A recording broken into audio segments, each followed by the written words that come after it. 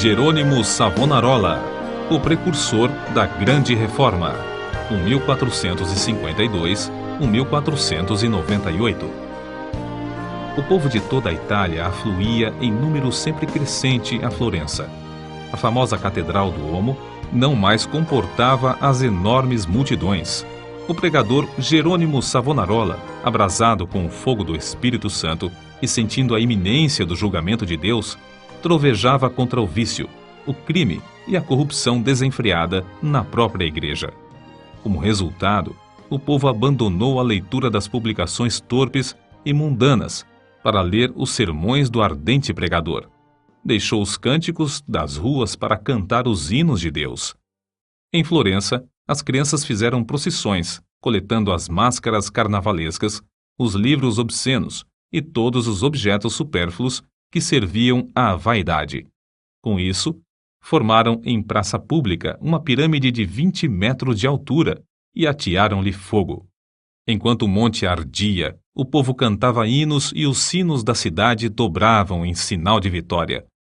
Se o ambiente político fosse o mesmo que depois veio a ser na Alemanha, o intrépido e devoto Jerônimo Savonarola teria sido o instrumento usado para iniciar a Grande Reforma em vez de Martinho Lutero. Apesar de tudo, Savonarola tornou-se um dos ousados e fiéis arautos que conduziram o povo à fonte pura e às verdades apostólicas registradas nas Sagradas Escrituras. Jerônimo era o terceiro dos 7 filhos da família. Nasceu de pais cultos e mundanos, mas de grande influência. Seu avô paterno era um famoso médico na corte do Duque de Ferrara, e os pais de Jerônimo planejavam que o filho ocupasse o lugar do avô. No colégio, era aluno esmerado, mas os estudos da filosofia de Platão e de Aristóteles deixaram-lhe a alma sequiosa. Foram, sem dúvida, os escritos de Tomás de Aquino que mais o influenciaram, a não ser as próprias escrituras, a entregar inteiramente o coração e a vida a Deus. Quando ainda menino, tinha o costume de orar, e ao crescer, o seu ardor em orar e jejuar aumentou. Passava horas seguidas em oração. A decadência da igreja, cheia de toda qualidade de vício e pecado, e ainda o luxo e a ostentação dos ricos, em contraste com a profunda pobreza dos pobres, magoavam-lhe o coração. Passava muito tempo sozinho nos campos e à beira do rio Pó, em contemplação perante Deus, ora cantando, ora chorando, conforme os sentimentos que lhe ardiam no peito. Quando ainda jovem, Deus começou a falar-lhe em visões. A oração era a sua grande consolação. Os degraus do altar, onde se prostrava horas a fio, ficavam repetidamente molhados de suas lágrimas. Houve um tempo em que Jerônimo começou a namorar certa moça florentina. Mas quando ela mostrou quanto era desprezível que um membro de sua orgulhosa família Strozzi pudesse se unir a um Savonarola, Jerônimo abandonou para sempre a ideia de casar-se. Voltou a orar com crescente ardor. Enjoado do mundo, desapontado acerca dos seus próprios anelos, sem achar uma pessoa compassiva a quem pudesse pedir conselhos, e cansado de presenciar as injustiças e perversidades que o cercavam, coisas que não podia remediar, resolveu abraçar a vida monástica. Ao apresentar-se no convento, não pediu o privilégio de se tornar monge, mas rogou que o aceitassem para fazer os serviços mais vis, da cozinha, da horta e do mosteiro. Na vida do claustro, Savonarola passava ainda mais tempo em oração, jejum e contemplação perante Deus. Sobrepujava todos os outros monges em humildade, sinceridade e obediência, sendo apontado para lecionar filosofia, atividade que exerceu até sair do convento. Depois de passar 7 anos no mosteiro de Bolonha, Jerônimo foi para o convento de São Marcos em Florença. Grande foi o seu desapontamento ao ver que o povo florentino era tão depravado como os dos demais lugares. Até então ainda não reconhecia que somente a fé em Deus salva o pecador. Ao completar 1 ano no convento de São Marcos, foi apontado instrutor dos noviciados e, por fim, designado pregador do mosteiro. Apesar de ter ao seu dispor uma excelente biblioteca, Savonarola utilizava-se mais e mais da Bíblia como seu livro de instrução. Sentia cada vez mais o terror e a vingança do dia do Senhor que se aproxima e, às vezes, entregava-se a trovejar do púlpito contra a impiedade do povo. Eram tão poucos os que assistiam às suas pregações que Savonarola resolveu dedicar-se inteiramente à instrução dos noviciados. Contudo, como Moisés, não podia escapar à chamada de Deus.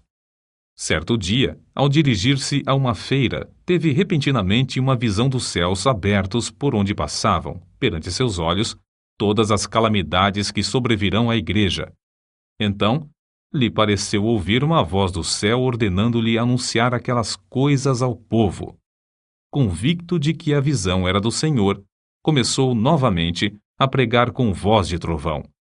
Sob a nova unção do Espírito Santo, a sua condenação ao pecado era feita com tanto ímpeto que muitos dos ouvintes, ao fim da prédica, saíam andando atordoados, sem falar, nas ruas.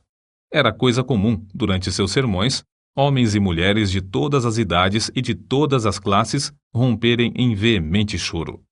O ardor de Savonarola na oração aumentava dia após dia, e sua fé crescia na mesma proporção. Frequentemente, ao orar, caía em êxtase. Certa vez, enquanto sentado no púlpito, sobreveio-lhe uma visão durante a qual ficou imóvel por 5 horas. Nesse período, todos os presentes à igreja contemplaram o rosto do pregador brilhando. Em toda a parte onde Savonarola ministrava, seus sermões contra o pecado produziam profundo terror. Os homens mais cultos começaram então a assistir às pregações em Florença. Foi necessário realizar as reuniões na Duomo, onde continuou a pregar durante 8 anos. O povo se levantava à meia-noite e esperava na rua até a hora de abrir a catedral. O corrupto regente de Florença, Lorenzo Médici, experimentou todas as formas de abordagem: a bajulação, as peitas, as ameaças e os rogos, para induzir Savonarola a desistir de pregar contra o pecado, especialmente contra a perversidade do regente. Por fim, vendo que tudo era debalde, contratou o famoso pregador Frei Mariano para falar contra Savonarola.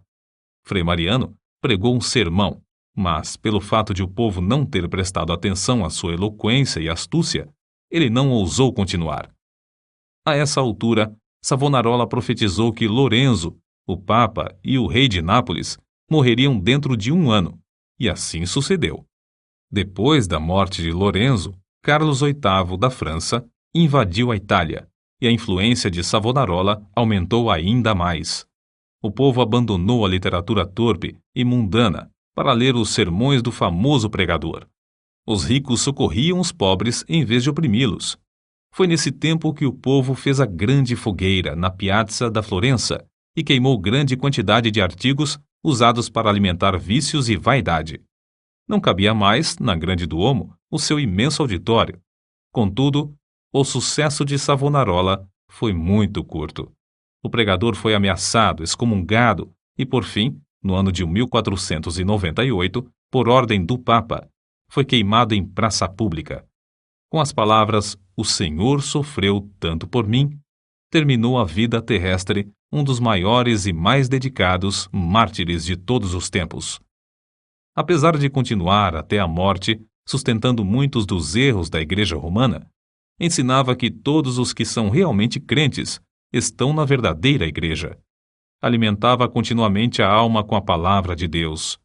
As margens das páginas da sua Bíblia estão cheias de notas escritas enquanto meditava nas Escrituras. Conhecia uma grande parte da Bíblia de cor e podia abrir o livro instantaneamente e achar qualquer texto.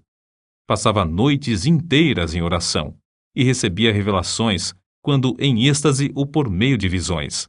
Seus livros sobre a humildade, a oração, o amor e outros temas continuam a exercer grande influência sobre os homens.